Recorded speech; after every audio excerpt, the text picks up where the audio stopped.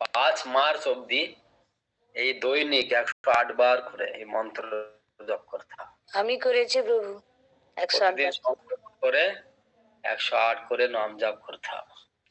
ওম নমো ভগবতে ধর্মন্ত্রায় অমৃত কলশ হস্তায় সর্বময় বিনাশনায় ত্রৈলোক্যনাথায় শ্রী মহাবিষ্ণুবে নমঃ।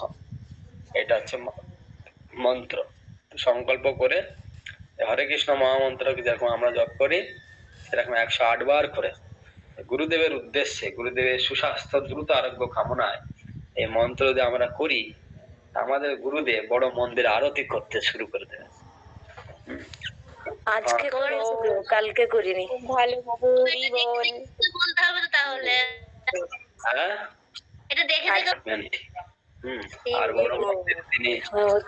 বড় মন্দিরে তিনি আরতি করবেন।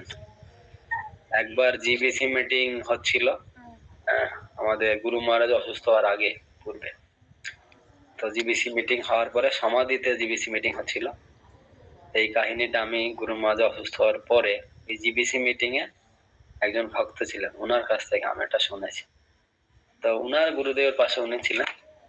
আর তখন জিবিসি মিটিং এ আমাদের গুরু মহারাজকে এই বড় মন্দিরের দায়িত্ব দেয়া হয়।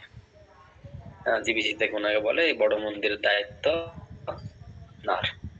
তখন গুরু মহারাজ এরকম মানে হাঁটুতে এরকম করে বলে যে আমি স্বীকার করছি, আর যতদিন যাবত এই বড় মন্দির তৈরি না হবে, আর এই বড় মন্দির তৈরি হবে, বড় মন্দিরে আমি সেখানে রাধা মাধবের আরতি করব, তারপরে আমি এই জগৎ থেকে বিদায় নেব। এর আগে যদি স্বয়ং যমরাজও আসে, স্বয়ং যমরাজও যদি আসে, আমি যমরাজকে বলে দেবো এখন আমার সেবা সম্পন্ন হয়নি, তুমি আমার সেবা সম্পন্ন হওয়ার পরে তখন তুমি এসে দেখা করো। এই যে গুরু মহারাজের যে কথা, তিনি যে গুরু মহারাজ যেখান থেকে এসেছেন সেখানে ডাক্তারি হিস্টোরিতে এখনো কেউ এই জগতে নেই। যে ব্রেন হ্যামারেজ যখন হয় তাতে কেউ থাকতে পারে না। তো এই কথাটা ওই ভক্তরা আমাকে বলছেন যে তোমার গুরু মহারাজ সাধারণ মানুষ নয়। তিনি যা বলেছেন তাই বলেছেন যে বড় মন্দির হওয়ার আগে যদি যমরাজও আসে, যমরাজকে তিনি রিটার্ন পাঠিয়ে দেবেন। তা ঠিক সেই একই কেস। আর দিনে দিনে উনার তো আরো বেশি প্রচার বৃদ্ধি পাচ্ছে। এটা আমাদের সৌভাগ্য যে চৈতন্য মহাপুরে এরকম একজন পার্ষদ আমাদের কাছে আছে। আপনারা সকলে নিষ্ঠা করে জপ করবেন, গুরুদেবের কাছে সবাইকে জপ করাবেন। 5ই মার্চ অবধি প্রতিদিন আপনারা মিনিমাম 1 মালা তো করবেনই, সবাইকে দিয়ে করাবেন। আর আমাকে মেসেজ পাঠাবেন আপনারা কারা কত মালা কাউকে দিয়ে করিয়েছেন, নিজে কত মালা পাঠিয়েছেন। 5 মার্চ অবধি চালিয়ে যাবেন।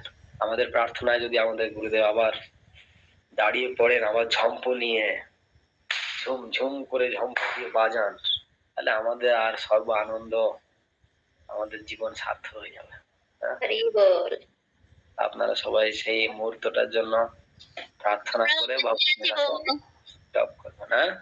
আমরা অপেক্ষায় আছি। ওকে, সবাই অপেক্ষা করতে হবে। হ্যাঁ, অপেক্ষা। ঠিক আছে, কিছু করতেও হবে। ওকে, সুপরিক্রমাও করছি।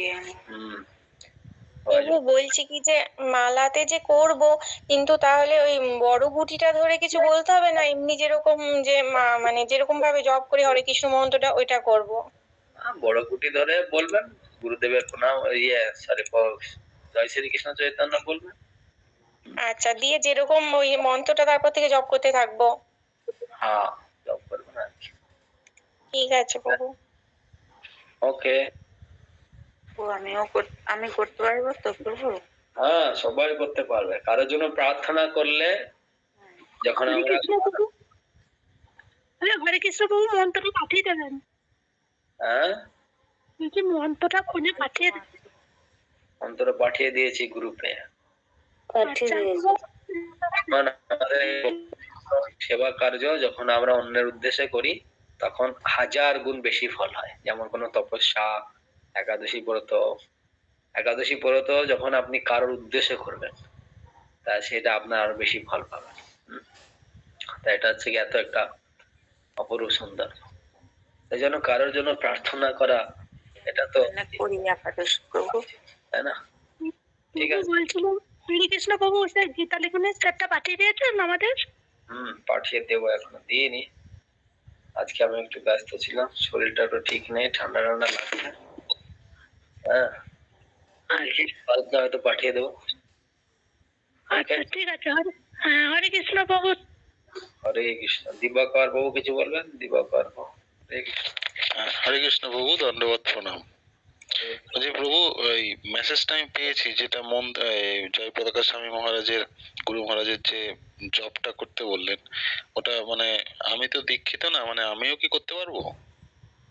হ্যাঁ, বৈষ্ণবের জন্য প্রার্থনা করলে তো আমাদের লাভ হবেই, হবে না? হ্যাঁ, ওখানে লেখা আছে যে ব্রহ্মচারী এবং ওনাদের শিষ্যদের, এটা আমি মেসেজটা দেখছি।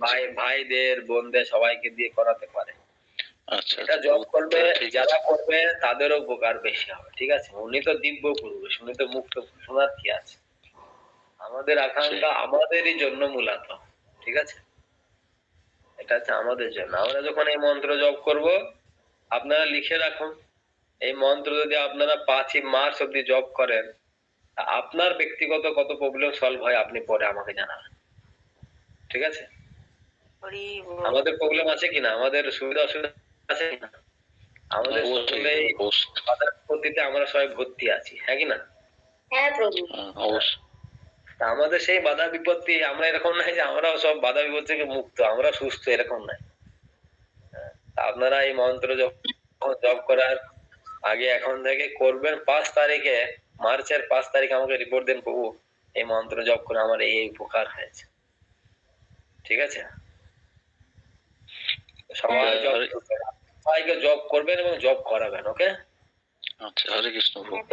হরে কৃষ্ণ। প্রভু, কালকে আমাদের শান্তিপুর ইস্কনে তো অনুষ্ঠান আছে, অদ্বৈত আচার্য প্রভুর আবির্ভাব তিথি। আমি কালকে কলকাতায় যাওয়ার একটা চান্স আছে, যদি একবার হয় প্রভু, যদি আসেন খুব ভালো হয়, দেখা হবে প্রভু। কালকে আমরাও যাবো, মানে সব অনুষ্ঠান আছে। হ্যাঁ প্রভু, হরে কৃষ্ণ প্রভু, দণ্ডবত প্রণাম। হরে কৃষ্ণ। আমরা আজকের মধ্যে এখানে রাখছি। হরে কৃষ্ণ প্রভু, দণ্ডবত প্রণাম। হরে কৃষ্ণ প্রভু, দণ্ডবত প্রণাম। আনন্দ পান, এই লীলাগুলো সব স্মরণ করবেন কালকের দিনে। যেরকম নাভা দেবী, এরকম তিনি স্বপ্ন দেখেছেন, অদ্বৈত আচার্য এই রূপে এসেছেন, কীর্তন করেছেন, আশীর্বাদ দিয়েছেন, মাকে স্নান করিয়েছেন। এরকম যদি সন্তান আপনাদের একটা হয় তাহলে কেমন হবে? ভালো হতো প্রভু, ভালো হতো না? এই জন্যই তো। ঠিক আছে, আর এগুলো ভালো, যা হয়েছে হয়েছে, এখন ভগবানের কাছে যেতে হবে। ঠিক আছে, হরে কৃষ্ণ। হরে কৃষ্ণ প্রভু।